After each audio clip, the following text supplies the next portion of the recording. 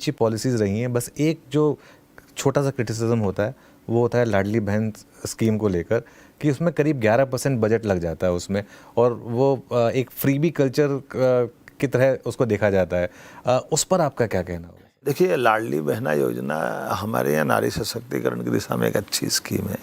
इस स्कीम को कई राज्यों ने भी अपनाया, तो हम भी अपना रहे हैं।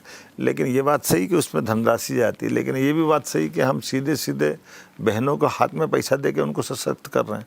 तो पैसा तो 1250 में जा रहा है, लेकिन 1250 में उस परिवार में अगर अनुकूलता बन रही, उस परिवार में आपको कभी डाटा दिखाना चाहूँगा कि अपने यहाँ अभी 3 साल के अंदर सर्वाधिक मृत्यु दर कम हुई किसानों से लेकर बाकी मामलों में तो मध्य प्रदेश में हुई।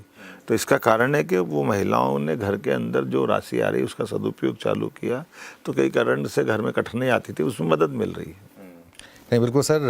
और क्या आपको लगता है कि जो एमपी के ऊपर अब डेट है वो अभी जो इन्वेस्टमेंट्स आएंगी उसकी वजह से काफ़ी हद तक कम हो सकेगा? एमपी देश का नंबर 1 राज्य बनेगा, माननीय मोदी जी की कृपा है और हम सब उनके मार्गदर्शन में काम कर रहे हैं, इसलिए मध्य प्रदेश में सब क्षमता भी है। मुझे इस बात की प्रसन्नता कि माननीय मोदी जी, माननीय एचएम साहब दोनों इस इन्वेस्टर समिट में आ रहे हैं। अभी दिल्ली में जो बीजेपी का 27 वर्ष का वनवास खत्म हुआ, उसको आप किस तरीके से देखते हैं? दिल्ली के अंदर तो ये मान के चलो कि दिल्ली के लोगों ने बहुत समझदारी की और ये लोकतंत्र की खूबसूरती भी है।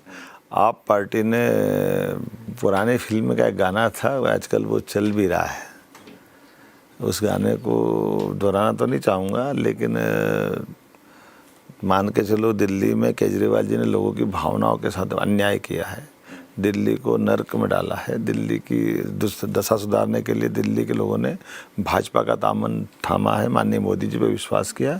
निश्चित रूप से 5 साल में दिल्ली बदल जाएगी। और एक आखिरी सवाल, क्या यही बंगाल में भी होगा आगे जाकर?